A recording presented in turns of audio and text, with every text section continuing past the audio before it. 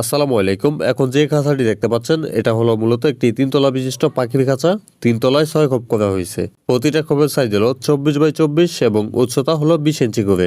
খাঁচাটি বানানো হয়েছে সম্পূর্ণ 10 নম্বর বেলজিয়াম তার দিয়ে এবং ফায়ার ফ্রেমে 1 ইঞ্চি বিএসআর অ্যাঙ্গেল দিয়ে করা হয়েছে এবং সাইডে ব্রিডিং বক্সের জন্য পকেট গিট করা হয়েছে দেখতে পাচ্ছেন। আর এই খাঁচাটা যাবে হলো চট্টগ্রাম ইপিজেড।